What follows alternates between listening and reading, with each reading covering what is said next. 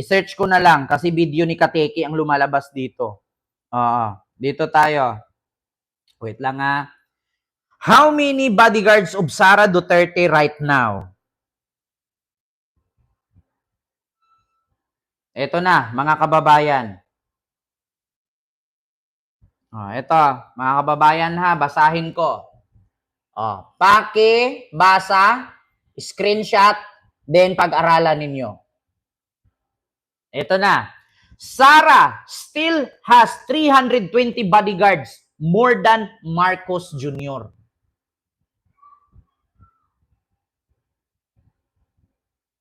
Diba? Meron pang 320 bodyguards si Sara Duterte na mas marami pa kay BBM. Tapos sabihin, Gorgor, paano ka paniwalaan na nagurgur ka sa liig, may nag-attempt ng gurgur nyo? May nag-attempt ng nagurgur sa liig niya, hindi daw nag-success. Paano ka magurgur? Kung meron kang 320 bodyguards right now in this time as a Vice President in the Philippines.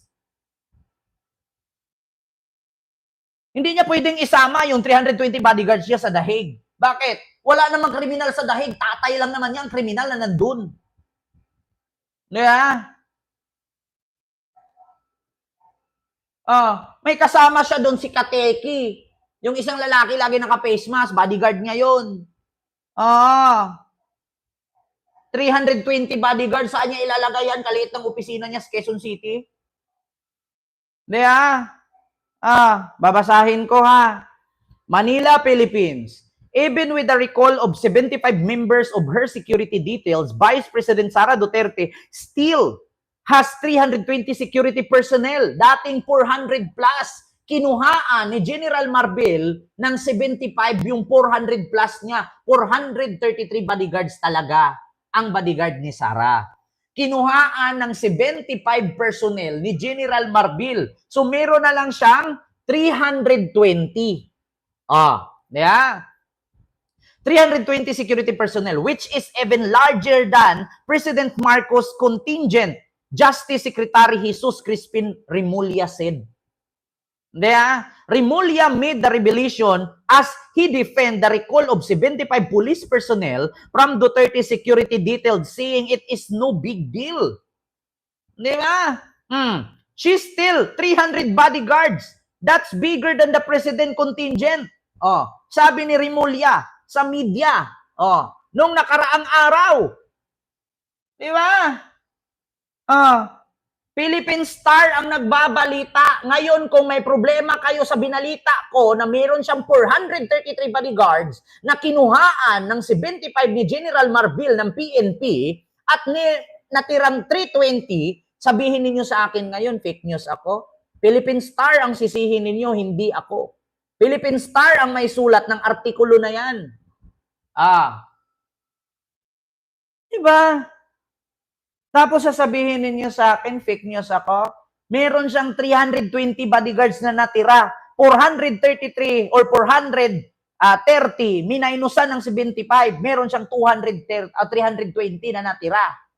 Yun ang katotohanan. Basta 433 yung bodyguards niya lahat noon pa man. However, declined to provide a specific number of President security details, citing to security concern. The Philippine National Police earlier explained that the redeployment of some Duterte security detail was to address the shortage of personnel in Metro Manila. Na short kasi ang tauhan sa Metro Manila, kaya kinaltasan siya ng 75. So, naging 320 na lang.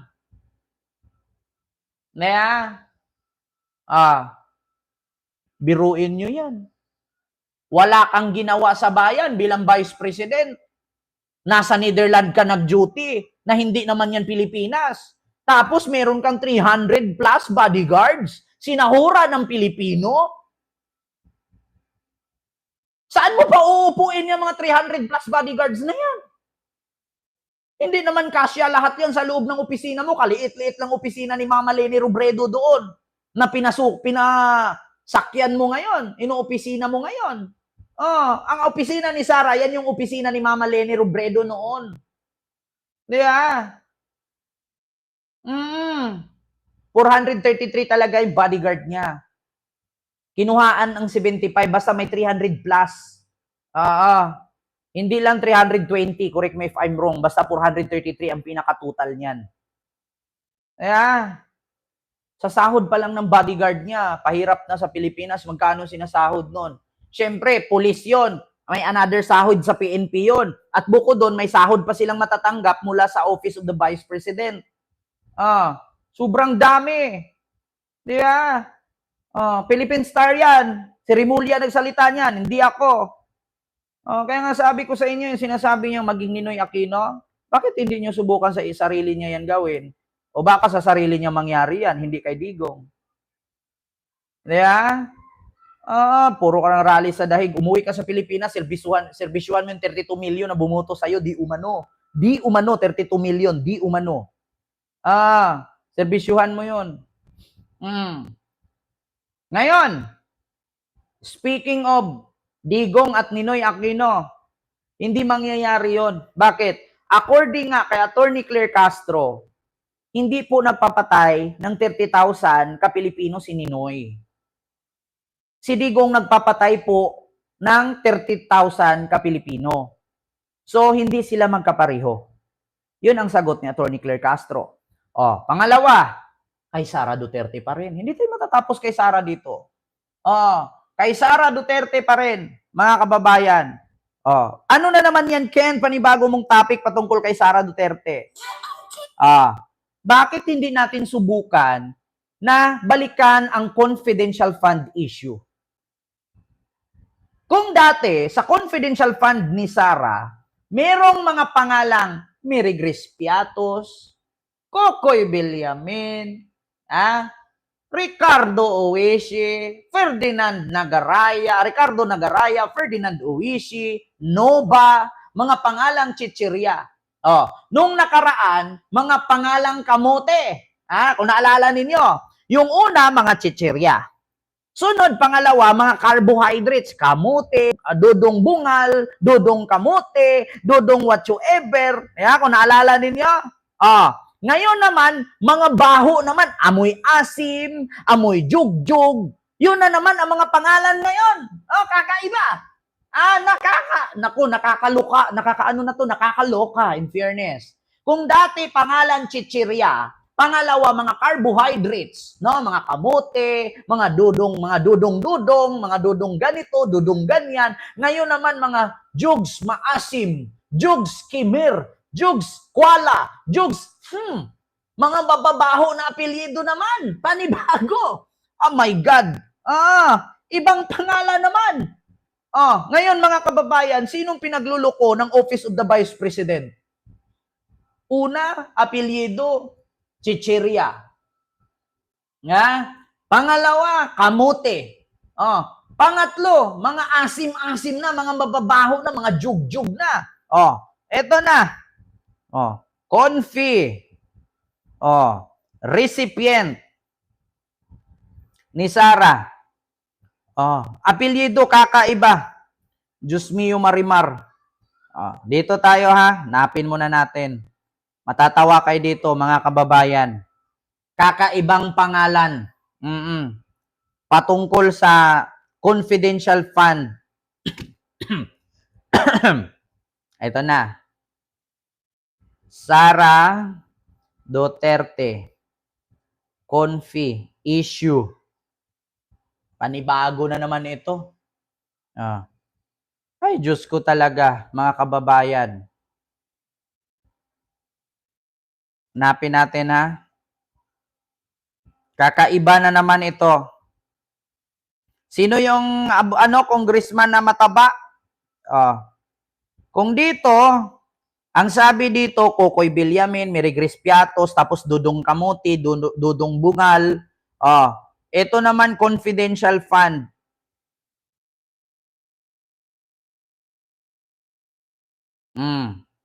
Panibago. New beneficiary. Ay, Diyos ko po. Kakaiba ito, mga kababayan. Ito na, ito na. Inihayag ni House Deputy Majority Leader La Union 1st District Representative Paulo Ortega ang ilan pang kahina-hinalang pangalan ng recipients ng confidential funds ni Vice President Sara Duterte at ng Department of Education noong ito pa ang kalihim ng kagawaran. Sa pagsusuri ng Kongreso sa listahan, natuklasan ang mga recipient na may pangalang Amoy Liu, Fernan Amoy at Judy Asim. Gaya na Diba? Narinig ninyo?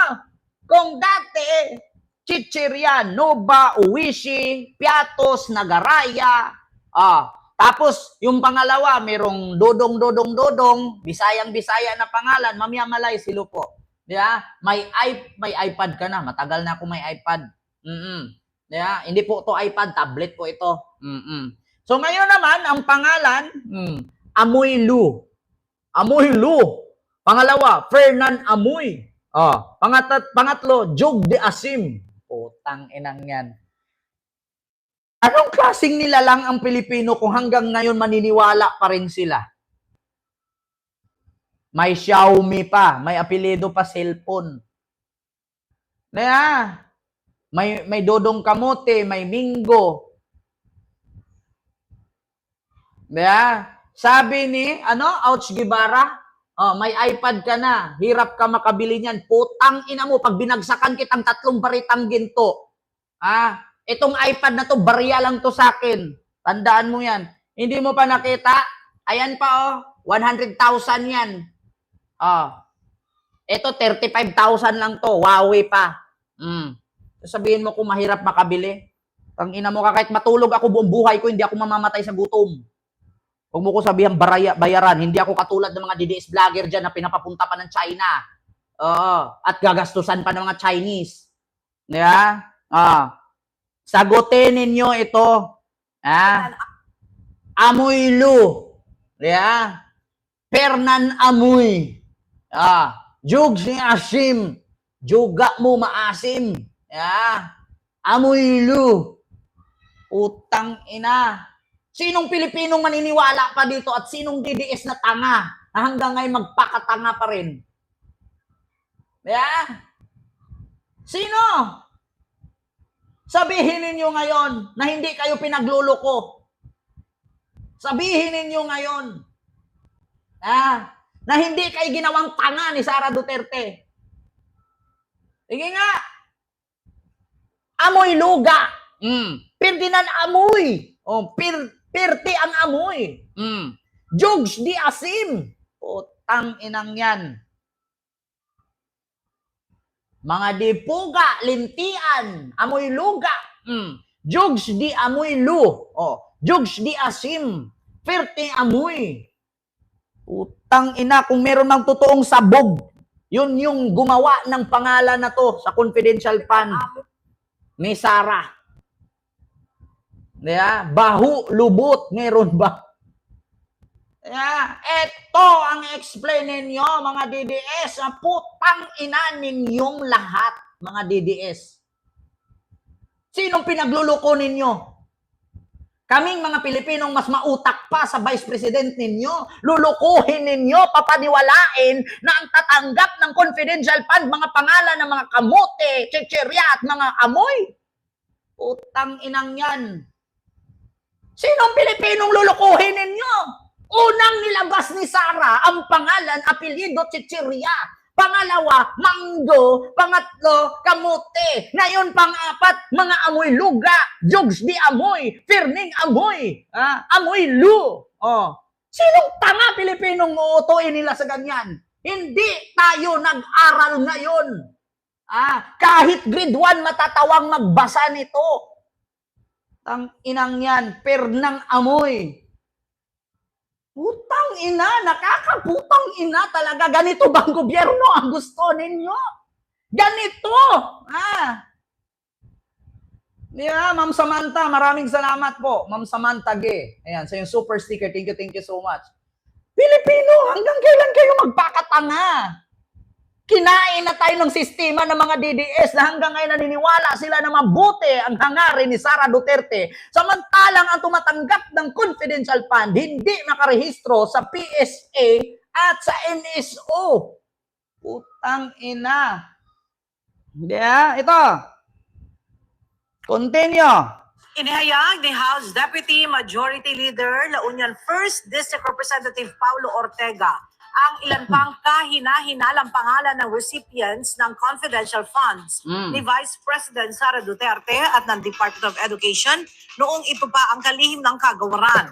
Sa pagsusuri ng Kongreso sa listahan, natuklasan ang mga recipient na may pangalang Amoy Liu, Fernan Amoy at Judy Asim. Gaya ng mga naunang pangalan, wala ring birth, marriage o death record ang mga ito sa Philippine Statistics Authority. Di ba? Walang birth, walang birth certificate, walang death certificate, at walang record. Kahit marriage contract, itong mga tumatanggap. Ngayon, mga kababayan ko, kakamping, loyalista at DDS, maniniwala pa ba kayo? Nakaraan, chichirya. Pangalawa, kamuti, mangga. Ngayon naman, amoy. Ay, Diyos ko naman, nakakadismaya. Diba? Hanggang sa ngayon ba, magpakatanga pa rin kayo, mga DDS?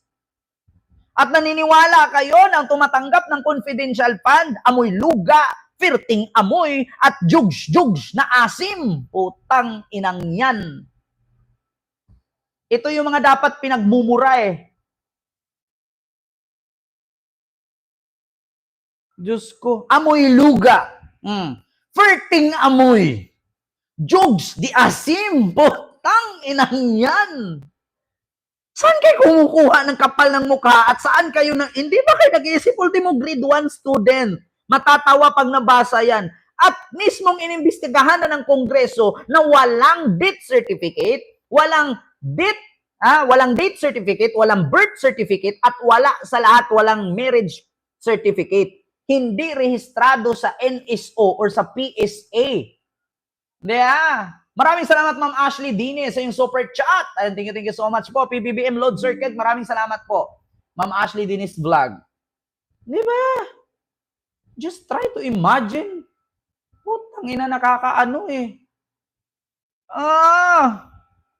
Papakatanga pa rin kayo. Amoy luga, perting amoy, at jugs di asim. PSA. Ayon kay VP Duterte, hindi niya masagot ang issue sa confidential funds dahil hindi nito alam kung anong ginawa ng Kongreso sa ebidensya laban sa kanya. Utang ina, Kongreso pa ang sinisi mo na hindi alam.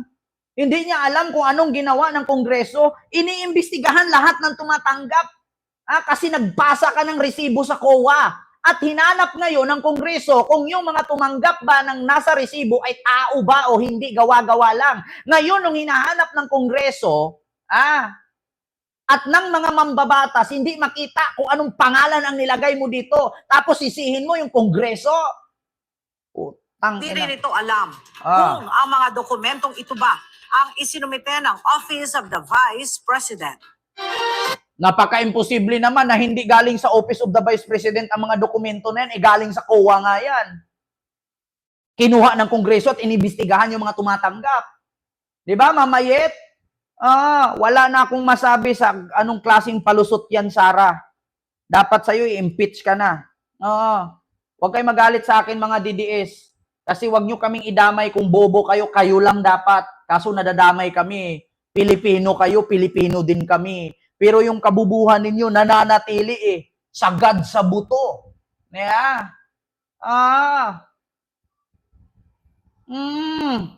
Diyos mio, Marimar.